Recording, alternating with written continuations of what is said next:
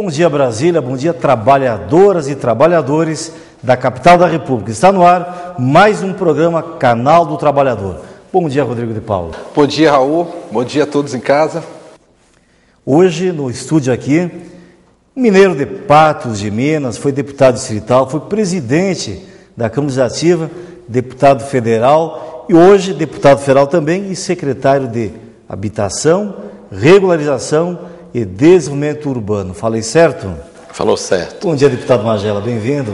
Bom dia, Raul, bom dia, Rodrigo, é um prazer muito grande estar aqui com vocês. O senhor pegou um desafio enorme no ano passado, que é a Secretaria de Habitação do DF, né? Nós sabemos aí, o senhor vai falar o número agora que nós não temos ainda, o déficit habitacional nós sabemos que é grande, é uma das maiores preocupações do governo, né? Como é que está hoje o déficit habitacional e quanto nós já avançamos esse ano e meio de governo, mais ou menos? Olha, Raul, nós temos no cadastro, o novo cadastro da habitação, que nós atualizamos quando assumimos o governo, constam 330 mil pessoas inscritas. É verdade que, como nós fizemos o cadastramento via internet, muitos jovens se inscreveram. Nós temos um percentual de cerca de 25% a 30% de pessoas que têm menos de 30 anos de idade que são solteiros. Nós trabalhamos, portanto, com uma faixa de cerca de 250 mil famílias que precisam ser atendidas. Deputado, é importante dizer que, me parece, pela primeira vez na história da Secretaria de Habitação, a Secretaria está com uma política específica para os trabalhadores, através de entidades sindicais e associações. Qual é essa política hoje para aqueles trabalhadores que ainda não tiveram oportunidade de ter a sua residência própria? Rodrigo, é muito importante que você tenha feito essa pergunta, porque nós estamos atendendo de duas formas. A primeira delas, nós chamamos da relação de inscritos individuais, que a pessoa vai lá e se inscreve. A outra que é a relação de inscritos por entidades. São cooperativas, entidades habitacionais e sindicatos. Então, os sindicatos também podem se inscrever, leva a lista dos seus associados e nós atendemos das duas formas. Nós estamos atendendo diversas entidades, inclusive sindicatos, já no Jardins Bangueiral, vamos atender em Samambaia, Sobradinho, Recanto das Emas, Riacho Fundo 2, através dessas entidades, onde os sindicatos estão inseridos. E esse programa seria o mesmo, Minha Casa Minha Vida do Governo Federal, ou é um programa autônomo do Distrito Federal? É a mesma coisa, só que aqui nós usamos o nome de Morar Bem, mas nós nos associamos ao governo federal. O governo federal busca os estados, os municípios e, naturalmente, o Distrito Federal para ser um sócio na execução do Minha Casa Minha Vida. Portanto, aqui em Brasília é o Minha Casa Minha Vida com o nome de Morar Bem. E, secretário, é importante também levantar que durante muito tempo, no passado, a Secretaria tinha uma política de doar o lote e a pessoa construir. Me parece que mudou um pouco esse foco, né? Me parece que a política agora da Secretaria não é de doar o lote, sim doar a casa através dos projetos também de financiamento. Como que é essa diferença? Olha, Rodrigo, nós estamos mudando a cultura que existia antigamente das pessoas receberem um lote e não tinha documento, não tinha infraestrutura, às vezes a pessoa passava muitas dificuldades para construir e se via livre do lote, às vezes era um problema, a pessoa vendia, ia para o aluguel de novo, ou ia para uma ocupação. Agora, o que nós vamos fazer é construir, nós vamos construir basicamente apartamentos de 2 e 3 quartos e vamos vender através do financiamento pela Caixa Econômica, BRB e Banco do Brasil, e a pessoa vai pagar até 10% da sua renda. Então, é mais barato, vai estar abaixo do que ela paga hoje de salário. Mas ela vai receber um apartamento construído, acabado, um apartamento que vai estar numa área urbanizada, com todos os serviços públicos e, principalmente, escriturado. Ele vai ser daquela família e vai pagar uma prestação que todo mundo tem condições de pagar. O senhor falou que tem 250 mil famílias ou pessoas na lista de espera, né? No atual ritmo e dentro do projeto do atual governo, quantas mais ou menos serão atendidas dentro desse governo? Olha, o governador Agnello Queiroz, Raul, ele fez um compromisso que nós vamos honrar. Nós vamos ajudá-lo a honrar esse compromisso de colocar de pé 100 mil unidades habitacionais até 2014. É muito. Nós estamos vendo, inclusive, recentemente aconteceu aqui em Brasília o Fórum de Habitação Nacional, onde a gente viu o Estado, um determinado Estado, falando que vai construir 15 mil, o outro que vai construir 20 mil. Nós temos o desafio de construir 100 mil unidades habitacionais. É possível? É possível. É muito difícil. Eu tenho claro que é um desafio, é uma audácia, é muito difícil, mas é possível. Eu sempre digo que aquilo que o governo for determinado para fazer, ele vai conseguir. Então, secretário, durante muito tempo, a política habitacional foi conduzida de forma sem estar planejada, né? E o maior exemplo disso são os congestionamentos, a cidade em determinadas situações param. Para atender essas 100 mil moradias, o governo está com a ideia de construir alguma nova cidade ou ela vai ser distribuída de acordo com as regiões já existentes? Olha, Rodrigo, essa é uma questão que nós nos preocupamos desde o início. Nós não vamos criar cidades novas, nós vamos adensar as que já existem, criando setores habitacionais. Então, nós vamos ter um setor habitacional novo em Planaltina, outro em Sobradinho, um em Samambaia, vamos ter outro no Riacho Fundo 2, mas criar cidade nova, não. Até porque quando nós fazemos um adensamento, nós estamos aproveitando a malha viária, a rede de água, a rede de esgoto, então é tudo mais barato e é mais fácil. E tem uma informação importante, nós não vamos ter a política do lote e vamos construir para cima. Brasília não pode ser esticada, Raul, até chegar em Formosa, em Lusiânia, em Santo Antônio do Descoberto. Por isso nós vamos crescer para cima, mas vão ser apartamentos de boa qualidade e que as pessoas vão se orgulhar de morar nos conjuntos habitacionais que nós vamos construir. Mas às vezes, deputado, resolvendo um problema cria-se outro, né? Esse adensamento populacional não vai congestionar mais ainda as avenidas?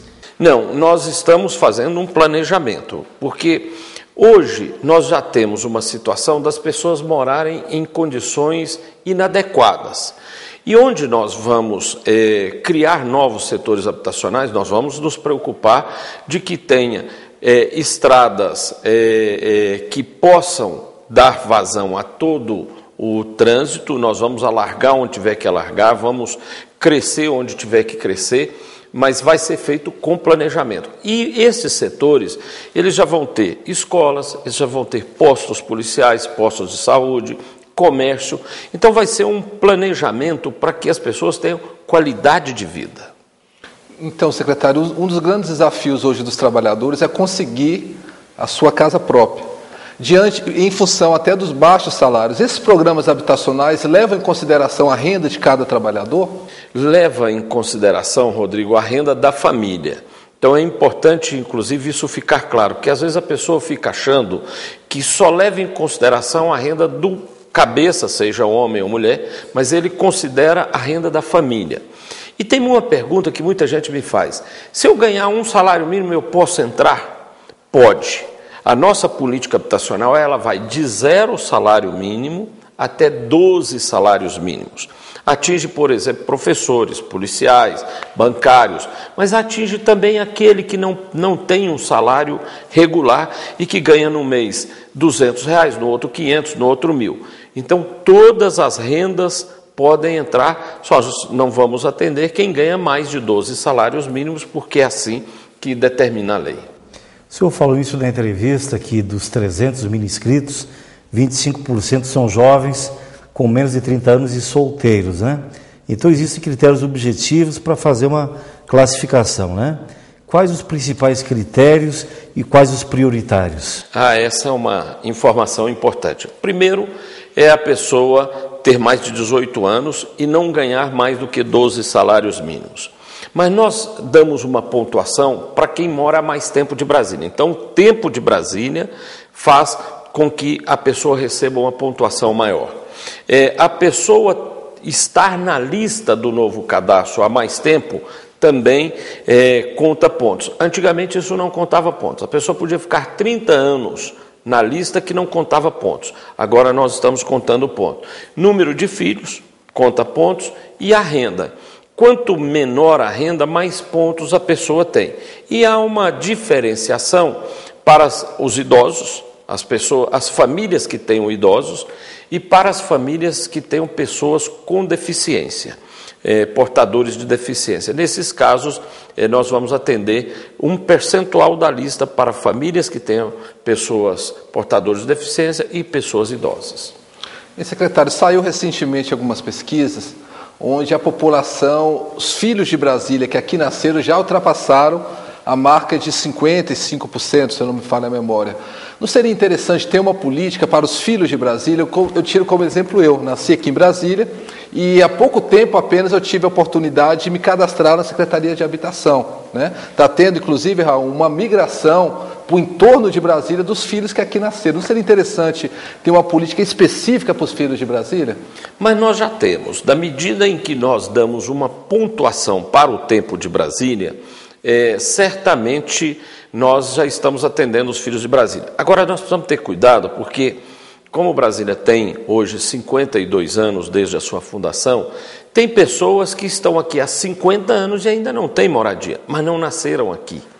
E tem pessoas que têm 40 anos e que, portanto, moram os 40 anos aqui e nasceram aqui. Nós não podemos dar a quem nasceu aqui, que tem 40 anos de Brasília, uma pontuação maior do que quem chegou para construir a cidade e ainda não tem casa própria.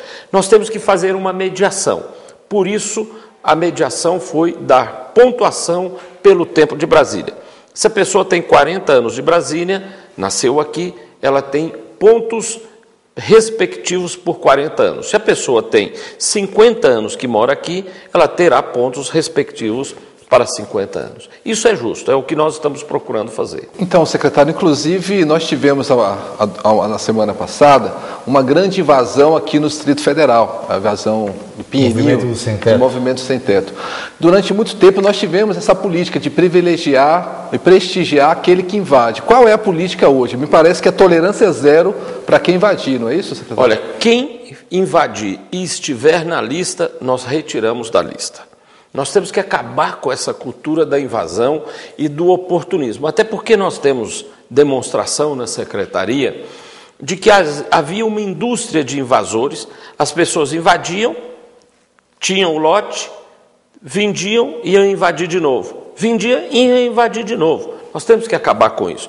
Por isso nós estamos regularizando onde pode ser regularizado e vamos dar escritura, mas vamos tirar aqueles que invadem e não precisam invadir, porque hoje nós temos uma política habitacional. Então, invadiu, sai da lista. O senhor falou em regularizar e a sua pasta hoje também contempla a regularização. Essa regularização dos condomínios horizontais? Nós vamos tratar na nossa pasta de regularização como São Sebastião, Paranoá, a Estrutural, o Sol Nascente, que são áreas de baixa renda. Os condomínios, eles estarão sob a responsabilidade de uma nova secretaria que foi criada pelo governador Aguinaldo Queiroz, Wellington Luiz, que é hoje comandada pelo deputado distrital Wellington Luiz, que é a Secretaria dos Condomínios. Nós vamos cuidar das ocupações de baixa renda. Perfeito. Deputado Magela, obrigado pela entrevista, obrigado pelas informações, sucesso à frente da pasta e queira Deus que antes do final do mandato o senhor retorne aqui para dizer, entregamos a escritura número 100 mil. Eu espero que isso possa acontecer, isso é um sonho.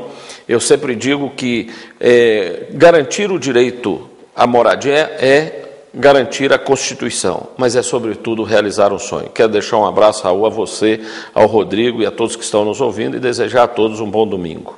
Muito obrigado, secretário Geraldo Magela. Não saiu daí, o Canal do Trabalhador volta no próximo bloco. Metal Fino. Grande variedade de joias com modelos e estilos dos mais conhecidos e renomados fabricantes. Semijoias com pedras naturais ou sintéticas com garantia de 1 ano. Os mais belos relógios para você e para quem você ama. Metal Fino, 304 Sul. Fone 3322-8342.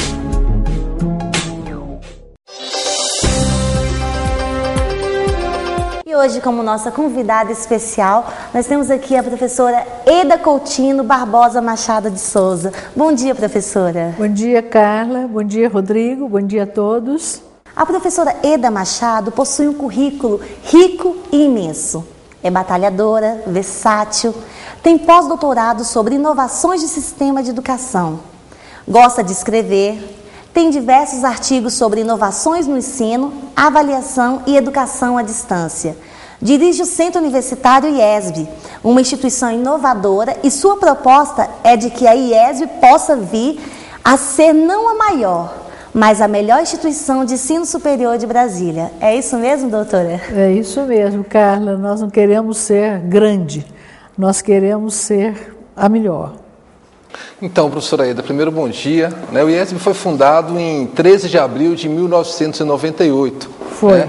Quando da sua fundação, nós tínhamos ainda não tínhamos essa expansão do ensino privado no Brasil. E o IESB surge em Brasília, inclusive com uma filosofia diferente.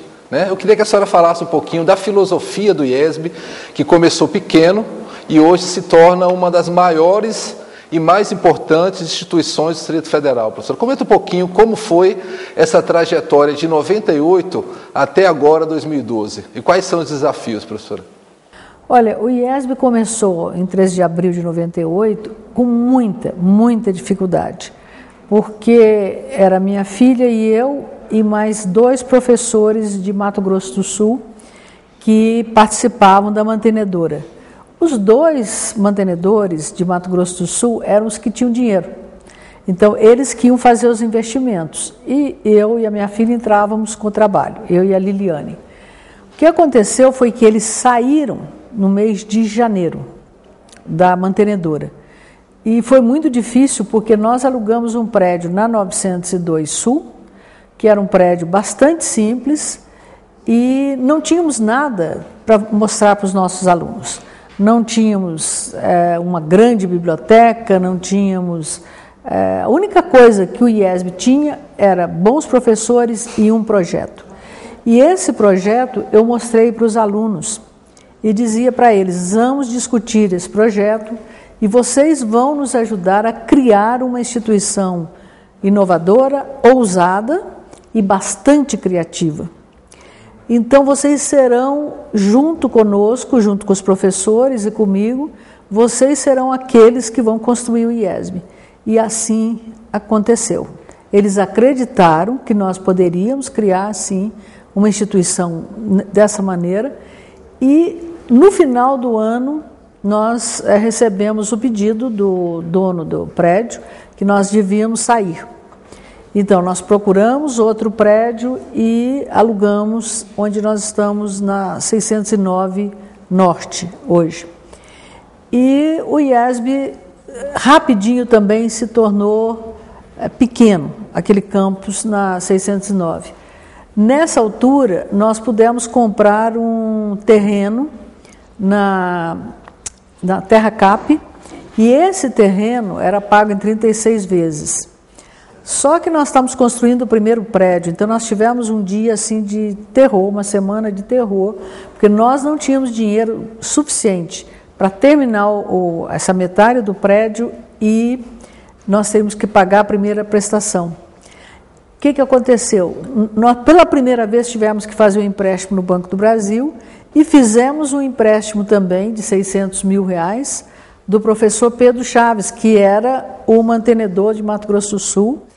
Então foi muito interessante porque ele nos emprestou o dinheiro, nós sobrevivemos àquela crise e fomos adiante. E fomos adiante na Asa Sul. Começamos a construir lá, fomos fazendo empréstimos do BNDES, que a propósito eu acho que o BNDES faz um grande serviço para esse país, porque senão não emprestaria dinheiro para nós, né?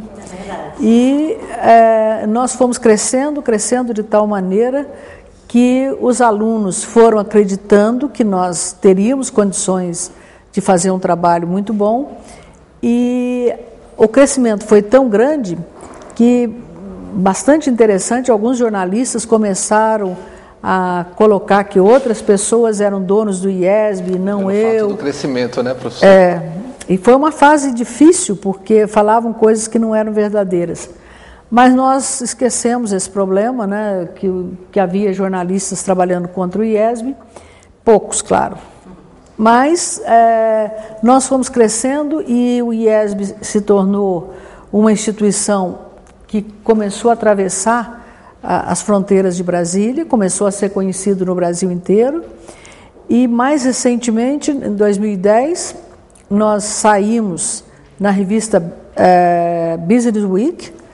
Em 2009, saímos em 2010, saímos na revista Fortune e saímos agora no dia 26 de dezembro do ano passado na revista Time Magazine, como uma instituição que está muito à frente aqui no Brasil na área de inovação, de tecnologia. E o IESB cresceu com muita dificuldade, mas nós reinvestimos todo o dinheiro que a gente tinha. Né, nós investíamos em laboratórios, em tecnologia. Onde nós podemos encontrar as instalações do IESB? Temos na Asa Sul, na L2, né? Nós funcionamos na 609 Norte, que é a sede. Depois nós temos 613, 614 Sul, ambos na L2. E depois abrimos um campus em Ceilândia, que depois de 2 anos está com 4.800 alunos. Então, professora Eda, é importante ressaltar para todo mundo que está em casa, eu conheço o IESB, fui aluno do IESB, que o IESB, seja no plano piloto ou seja na unidade de Ceilândia, oferece a mesma qualidade. E mais do que isso, tem à frente uma grande educadora, né? Hoje, esse quadro, professora, tem por objetivo orientar aqueles que estão em casa, que querem se capacitar, se qualificar, requalificar para o mercado de trabalho. Brasília vai viver agora, não só Brasília, mas o país, um grande período que nós vamos sediar a Copa do Mundo, né? Em Brasília vai ter a Copa das Confederações, além da Copa do Mundo. Quais são os cursos hoje que o IESB está um pouco focado na questão da Copa do Mundo? A gente sabe, por exemplo, do curso de gastronomia, que tem sido assim, uma excelência, não só a nível aqui de Brasília, mas a nível, inclusive, internacional, né, professora?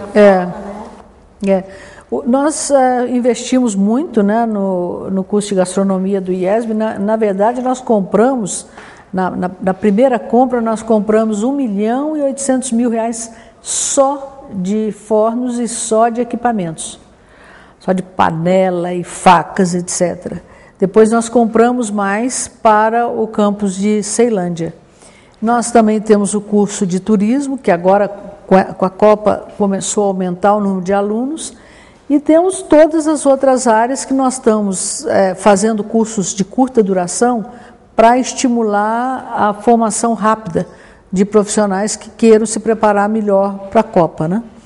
Então, o IESB hoje tem diversos cursos que estão entre os melhores do país, com a nota 5, como é o caso de gastronomia, o caso de moda, o caso de estética e cosmética, que foi avaliado recentemente com a nota 5, ciência da computação, psicologia.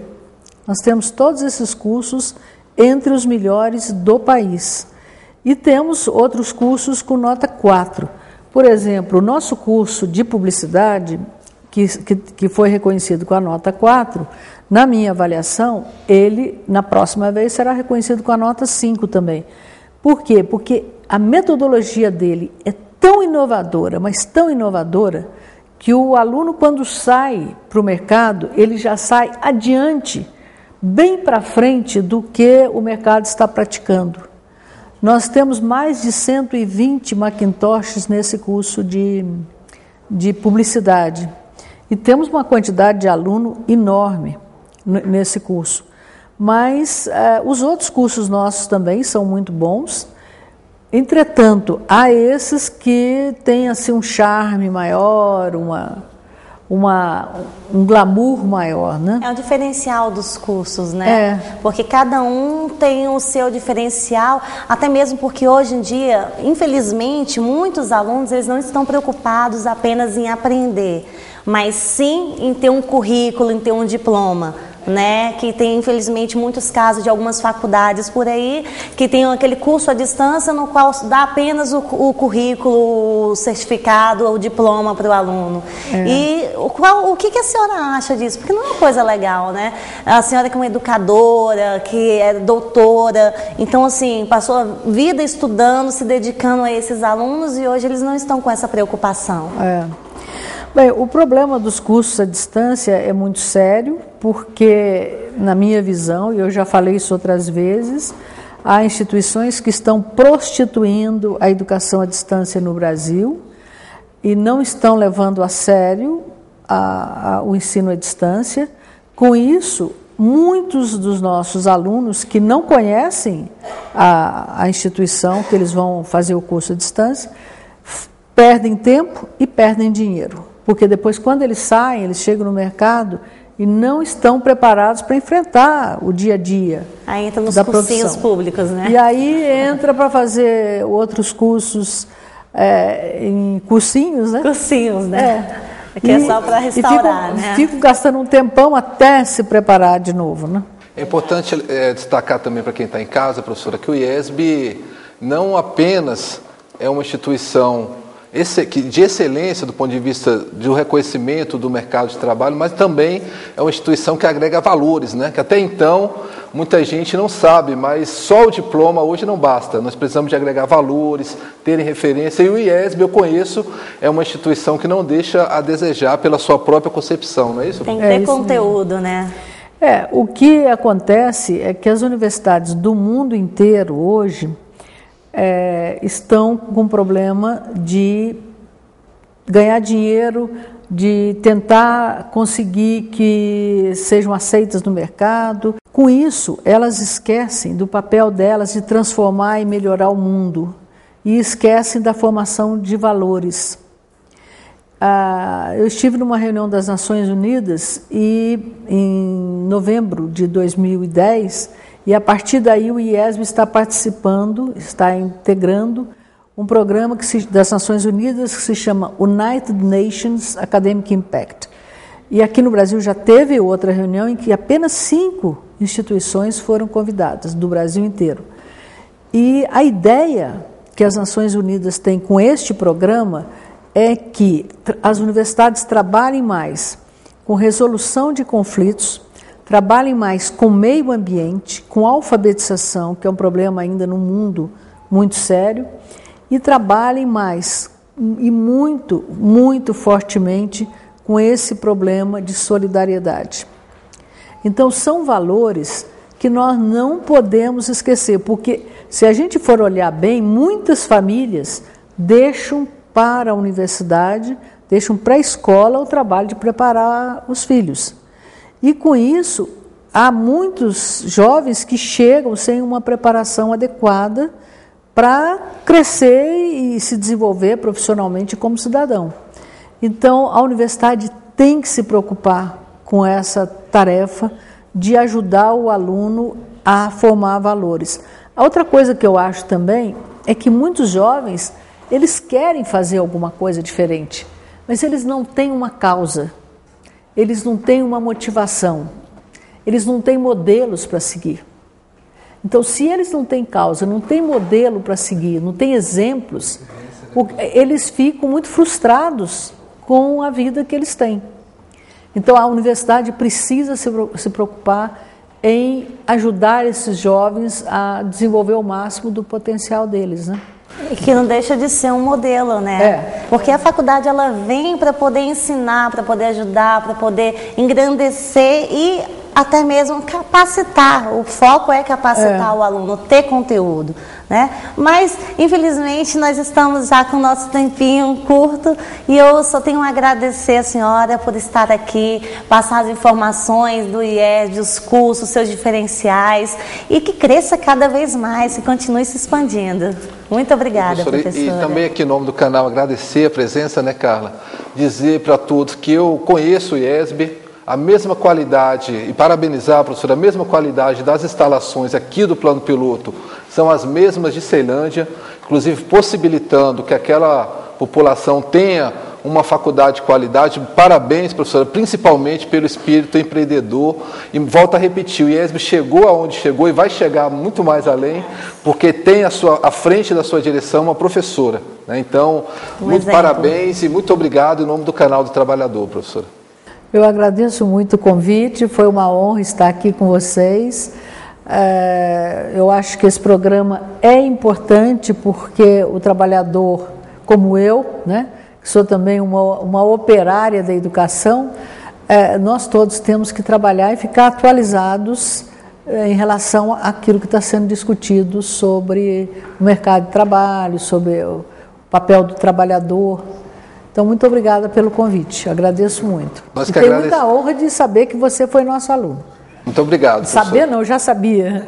Muito obrigado. Não saiu daí, o Canal do Trabalhador volta no próximo bloco.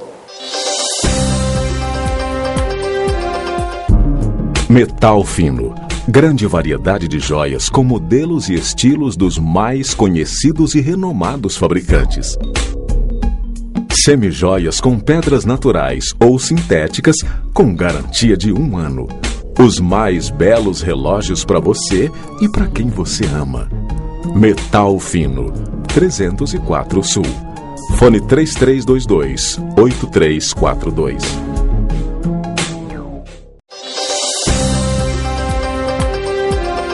No último dia 17 de maio, o Sindicato Nacional dos Trabalhadores Federais em Saúde, Trabalho e Previdência Social no Distrito Federal, Sindprev-DF, organizou o Dia Nacional de Luta, juntamente com o Sindicato dos Trabalhadores da Fundação Universidade de Brasília, contando com a coordenação da CUT-DF, para cobrar do governo o atendimento das reivindicações dos trabalhadores. Naquele Dia Nacional de Luta, as entidades reafirmaram ao governo federal o prazo de 31 de maio para a apresentação de uma proposta concreta e satisfatória para os servidores. Do contrário, os servidores poderão deflagrar o movimento de greve. Mas no programa de hoje, nesse quadro, vamos também abordar a questão da Fundação de Previdência Complementar do Funcionário Público Federal, a FUNPRESP. Conosco, João Torquato, diretor de Assuntos Jurídicos do Sindprev-DF. Bom dia, João Torquato, bem-vindo. Bom dia, Raul, bom dia, Carla. Prazer todos nós também estar aqui com vocês, telespectadores aí também, nosso bom dia. Bom dia, diretor. Conta pra gente qual é o prazo da criação da fundação. O prazo, tem esse prazo após a ação da medida 180 dias, né? E é todo um processo que realmente nós entendemos que o governo está querendo colocar e quebrar novos paradigmas em relação aos servidores públicos, né? E o nosso ver, eu acho que é um prazo que, mesmo com o que o governo está apresentando, que já saiu na própria lei, obviamente nunca é também satisfatório para nós, servidores públicos. A lei foi publicada no dia 2 de maio passado, né? Então o prazo será 2 de novembro de 2012. Isso. E cada poder executivo, legislativo, judiciário, cada um deles será uma fundação apartada, uma fundação própria, autônoma, ou será uma fundação só para todos os servidores? Não, realmente haverá 3 fundações, né, do Executivo, do Legislativo e do Judiciário, tanto que o governo, obviamente, ele vai ter que financiar essas 3 fundações, e nós entendemos que, no caso, essas fundações podem ter ritos diferentes, inclusive, como a gente vê mesmo a diferença que tem hoje do Executivo, do Legislativo e do Judiciário na vida comum de nós trabalhadores, entendemos que também na questão da fundação pode trabalhar nessa mesma perspectiva e para quem é do Executivo acabar sendo também menos privilegiado no processo. E por ter uma fundação separadamente, o que o servidor acha? Ele tem algum receio quanto a esse tipo de fundação? Realmente nós temos. Se você ver, teve já outros planos, outras fundações que foram criadas no Brasil, né, e que faliram, né, e tem essa época também, inclusive, das fundações, ela veio inclusive da era também de Fernando Henrique Cardoso, buscou implementar, não conseguiu implementar, e agora conseguiram implementar nessa nova dinâmica, quando o governo busca querer fazer uma economia, ou querer mudar uma dinâmica em relação à questão dos servidores públicos federais, em suas aposentadorias, que a gente entende que acaba sendo um apartheid justamente entre as pessoas que já são mais antigas no serviço público e quem está entrando hoje no serviço público. E o governo está conversando, dialogando com os sindicatos, com as centrais sindicais sobre a questão das fundações. Haverá participação dos servidores nesse diálogo, nessa discussão, ou o governo se fechou em copas e está fazendo sozinho? Na verdade, essa é uma discussão que o governo se fechou em copas. Né? Não tem um diálogo com os trabalhadores. A receita de bolo pronta. A receita de bolo já vem pronta. Então, por isso que a nossa toda preocupação em relação a essa forma com que o governo está apresentando para nós trabalhadores, e que a gente entende que hoje o governo já vai financiar uma parte que lá na frente nós não vamos saber como é que isso vai ser, até porque quem vai administrar e quem vai dar o tom no processo como um todo é o próprio governo federal. Torquato, para os servidores que já estão no serviço público, os direitos são preservados e respeitados, né? Sim. Todavia, aqueles jovens estão se preparando hoje para um concurso público. E com certeza, quando ele opta pelo serviço público, uma das coisas que norteia a sua decisão é justamente a segurança, a tranquilidade, uma aposentadoria integral, né? Esse jovem que hoje se prepara para o concurso público está cheio de dúvidas, né? Como é que será o sistema contributivo? O trabalhador, o servidor, vai contribuir com um percentual e o governo com outro percentual? Como é que está definido isso? Olha, o que nós verificamos é que a lei ela traz onde o trabalhador ele é obrigatório, hoje quem está entrando no serviço público, ele é obrigatório a pagar os 11% em cima do teto da Previdência, do Regime Geral de Previdência Social, né? Hoje está em torno de R$ 3.919, por aí assim. E, além disso, se ele quiser, né, ter a sua complementação e ter o seu teto para o que ele está recebendo ao se aposentar, ele vai ter que contribuir com uma outra parte que o governo vai também contribuir proporcional àquilo que ele vai estar pagando com aquele excedente.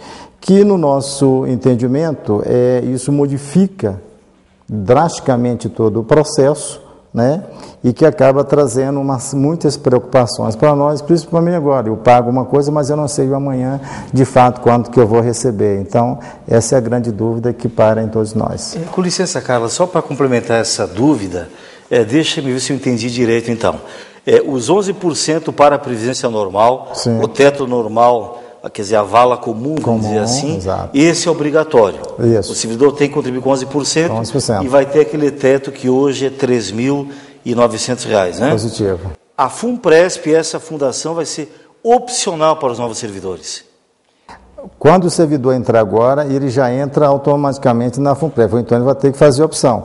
Essa opção então, é o grande X da questão, que o governo não coloca claramente como vai ser essa opção. Tá certo? Agora, o que levanta é que quem hoje entra no serviço público a partir do dia 2, tá agora, você tem que, na realidade, entrar já nesse sistema da Previdência Complementar se você quiser receber o teu valor ao você se aposentar daqui a 30, 35 anos, 40 anos, dependendo. Agora, esse é uma grande X da questão, porque você vê o seguinte, tem muitos trabalhadores que, de repente, ele entra no serviço público através de um concurso agora, ele pode não chegar com o tempo de contribuição e com a idade conforme dizem as emendas constitucionais. Eu quero saber como é que o governo, se eles estão levantando isso, como é que vai fechar a conta lá na hora dessas pessoas se aposentarem.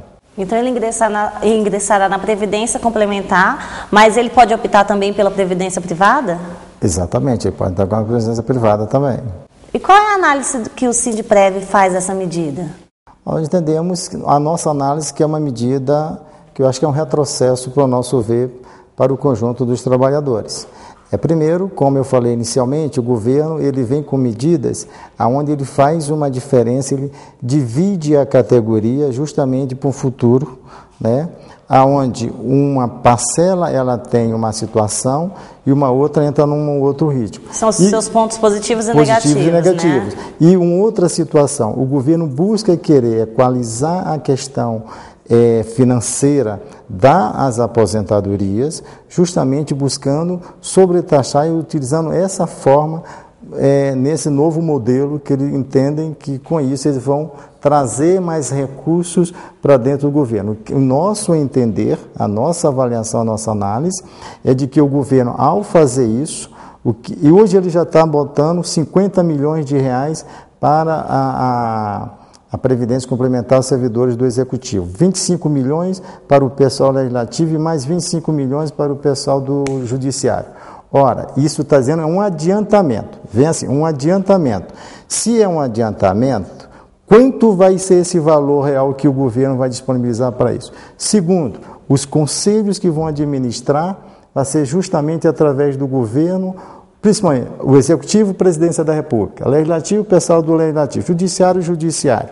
E aí o servidor está lá no final do processo. Mas haverá também participação de servidores nos conselhos. Vai ter, mas como é que vai ser esse processo? Só que quem vai comandar não é o servidor. Quem vai dar a direção vai ser o presidente da República, quem vai dar a direção para dizer quem vai ser o xerife lá no processo é o pessoal lá da Câmara, quem vai ser o xerife do Judiciário vai ser o próprio Supremo Tribunal Federal. Então, quer dizer, eles já vão determinar quem vai mandar e como tu vai administrar. E se tem toda essa fatia e tem mais essa parte, inclusive, da administração, ora, significa que como é que vai ser o salário dessas pessoas? Como vai ser a estrutura remuneratória de quem vai administrar esses fundos de pensão? Então, esse que é o grande problema, que chega lá na hora, a gente tem um medo de lá na frente você contribui, depois se você está para se aposentar e quebra, aí quem vai segurar? Dependendo do governo que vir e que tiver, à época, você pode segurar, como ele pode, de repente, deixar as coisas ficarem mais difíceis e o servidor ser prejudicado no processo. E não tem a contribuição esperada, né? Exatamente. Você que ligou a televisão agora, ou veio da Globo para cá agora, nós estamos com o doutor João Torquato, diretor jurídico do Sindiprev-DF, falando sobre a Fundação de Previdência do Servidor Público Federal. Durante a implementação do plano, no momento das concessões futuras, haverá seriamente uma série de conflitos, de dúvidas, né? Sim. A leitura que vocês fazem hoje, você já tem um entendimento, aquele servidor que hoje está numa carreira, já estava no serviço público antes da edição da lei, e posteriormente passou num outro concurso para outra carreira no serviço público. Qual é o tratamento que ele vai ter? O tratamento anterior à lei ou o tratamento posterior à lei? O governo, a análise verifica que posterior à lei, assim que saiu a lei, ele ao entrar no outro concurso, consequentemente o governo vai querer que ele aplicar a lei nova. Aplicar a lei nova. Por quê? Porque para o governo é benefício ele ter essa contribuição, mais esse plus, justamente para ele estar garantindo a aposentadoria, inclusive estabelecer o seu caixa. Porque a nossa preocupação é do governo querer simplesmente colocar mais dinheiro no seu caixa, em vez de trabalhar e fazer realmente segurar, para lá na frente não ter problemas, como teve problemas em outras fundações, como CAPEM, etc., entendeu? Então, a nossa preocupação justamente é não incorrer nesse mesmo erro. E por isso, esses servidores, consequentemente, eles vão ter que ser pautados pela nova lei, né? E aí vão ter que, obviamente, fazer a opção. Vai gerar conflitos judiciais, com certeza. Com certeza. E me diz uma coisa, a lei oferece algum tipo de garantia, caso essas fundações sejam mal administradas, mal gerenciadas e venham, digamos, a falir, quebrar, há alguma garantia por parte do governo federal? Pelo menos que nós verificamos na lei, não tem nenhuma garantia em relação a isso. Não tem nenhuma garantia, nós não identificamos nenhuma garantia em isso. Obviamente que o governo ele tem que, deve assumir, né? Até porque senão ele vai ter que alterar para poder as pessoas não serem prejudicadas no processo. Ou, então, eles vão acabar deixando com que as pessoas acabam ficando, então, pelo regime geral da Previdência. Nós se aposentar, mesmo que você contribuiu, tem um salário lá em cima, mas aí você tem que voltar aqui, e se a empresa depois não vai ter a condição de te garantir aquela complementação. Então, todo esse risco nós estamos correndo, e é por isso que há essa toda preocupação nossa, e que, inclusive, nós fomos contrários a esse processo da FUNSPREV. E é onde está o medo também dos novos concurseiros, né? Exatamente. Porque eles estão com aquele medo de poder fazer a prova, de passar num concurso público e chegar lá na frente eles não terem contribuição necessária. né? É aquilo que eu entendo, que é uma questão da própria idade, porque hoje para você aposentar você tem que conciliar a contribuição com a idade. Então, obviamente, como você não tem aquele limite, você pode estar hoje com 50, com tantos anos, fazer um concurso, passar, ser bem colocado, mas dependendo se você não teve muita contribuição registrada para a Previdência Social, você vai ter um problema na tua parte final, quando você vai chegar o quê? Você está com, vamos supor, 50, mais 20 anos, chegou a 70, tu tem que ir pela compulsória, né? E aí, como é que vai ficar se você não atingiu a parte da contribuição para a Previdência? Então, é um X que, obviamente, temos que buscar resolver lá. Certamente haverá muitas dúvidas, muitos debates, muitos conflitos pela frente. Nós conversamos com o João Torquato, diretor jurídico do Sindprev-DF. Obrigado, diretor, pela entrevista, pelas informações. Deus abençoe e um bom domingo. Obrigado. Eu que agradeço também, né? Muito obrigada, e eu tenho certeza que tirou dúvida de muitos concurseiros aí, de muitos novos servidores também. Dúvidas, www.canaldotrabalhador.tv.br. Entre no nosso sítio, deixe seus comentários, críticas, dúvidas, sugestões, inclusive sugestões de pauta. Vamos a um rápido intervalo e voltamos em seguida. Fica com a gente. Metal Fino. Grande variedade de joias com modelos e estilos dos mais conhecidos e renomados fabricantes. Semijoias com pedras naturais ou sintéticas com garantia de 1 ano. Os mais belos relógios para você e para quem você ama. Metal Fino, 304 Sul. Fone 3322-8342.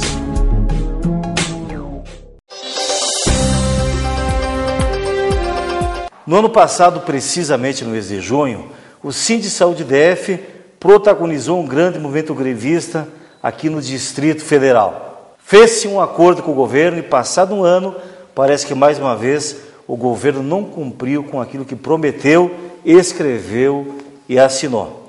Há cerca de 45 dias o Sindsaúde está novamente fazendo assembleias regionais e preparando o movimento para o segundo semestre. Conosco, para falar sobre esse assunto mais uma vez, Marli Rodrigues, diretora do Sindsaúde-DF.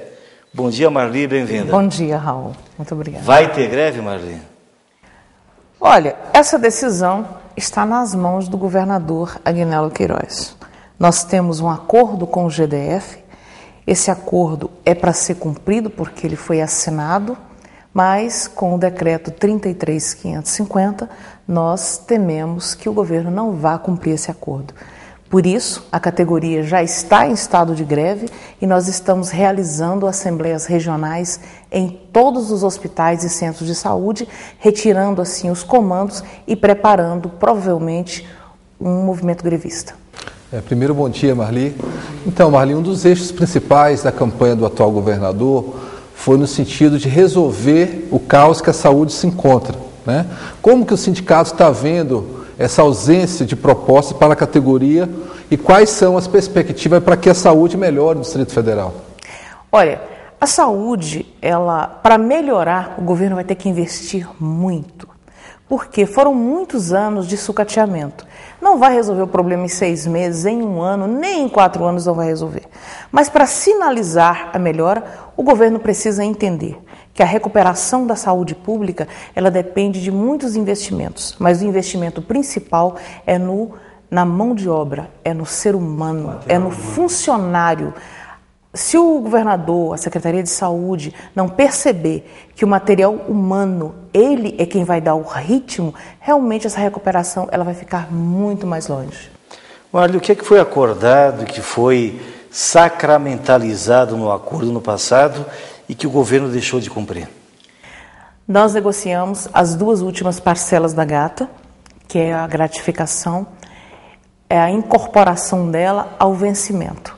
Então, o acordo diz que é 50% agora, em setembro, e os outros 30% o ano que vem. Mas não foi colocado no orçamento desse ano? Não foi colocado no orçamento. Então não será pago? Com certeza não.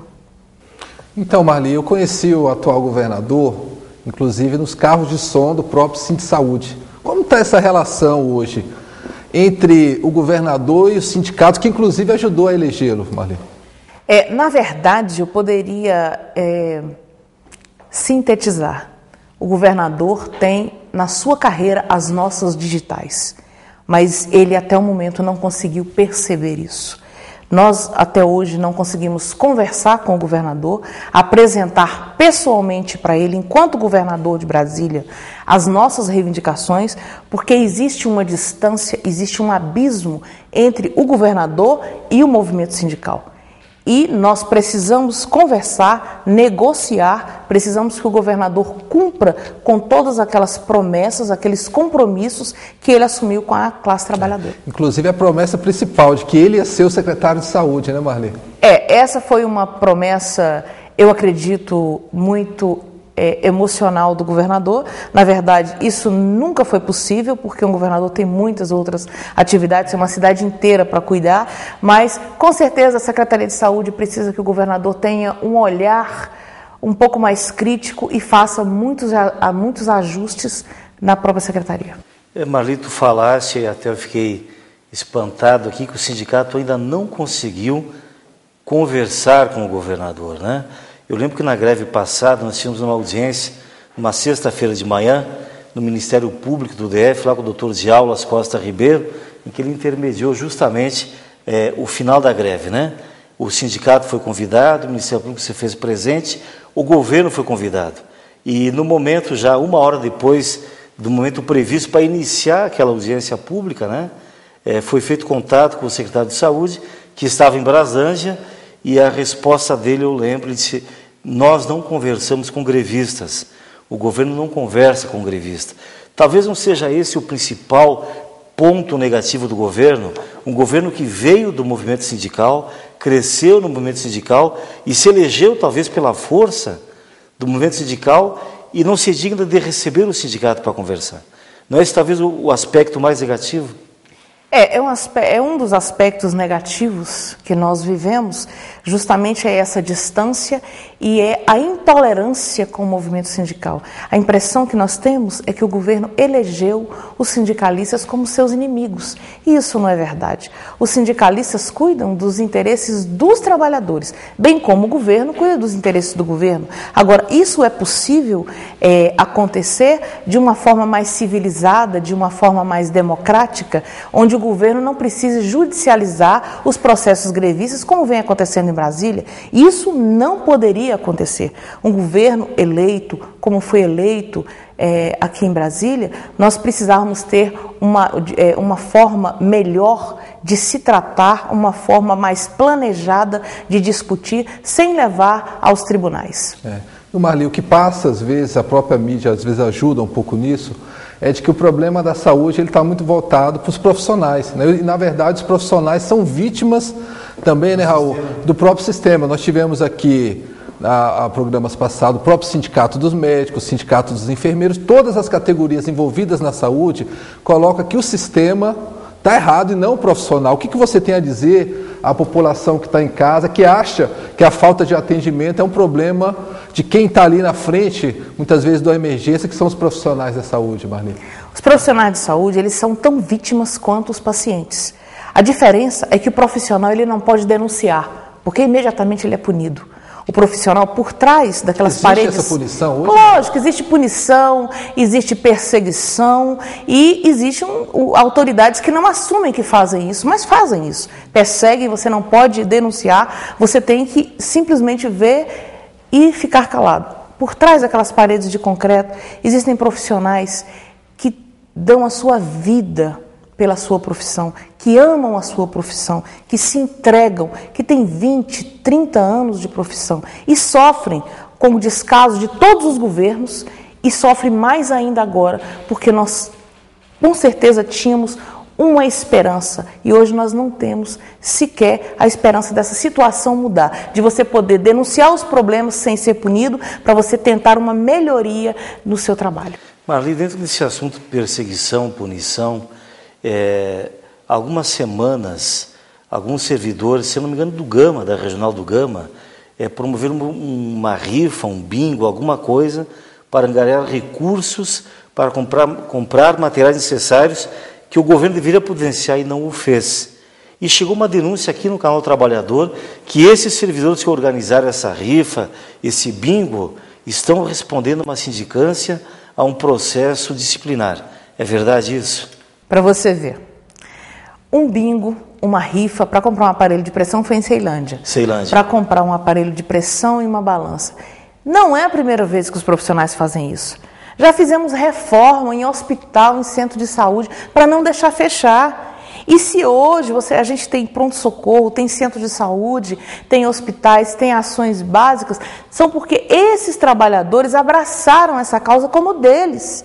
O governo não deveria ter feito isso, mas fez de forma covarde, porque essa atitude de não deixar o serviço parar é uma atitude que os servidores já têm há muito tempo. Não porque ele queira fazer, mas é uma imposição do momento. Porque quando o paciente chega e se queixa de dor de cabeça e ele está com pressão alta, ele precisa de uma solução, o governador não está lá para dizer para ele que não tem material, não. O secretário de saúde também não está lá. Quem está lá é o funcionário, é ele que vai assumir esse papel. Então, eles buscaram uma forma de estar resolvendo o problema. Porque se você for esperar licitação, autorização, essa burocratização toda, com certeza o paciente vai sofrer muito mais. E é isso que o funcionário, ele não quer ver. E Marli, você entrou no aspecto, o que você tem a dizer, enquanto presidenta do Sindicato da Saúde, para quem está em casa, que muitas vezes está passando por um problema sério de saúde e que não é atendido? O que você tem a dizer, por exemplo, se os profissionais entrarem em greve, a culpa é de quem, Marli? É do governador? Qual é o entendimento hoje? A greve do mês de setembro,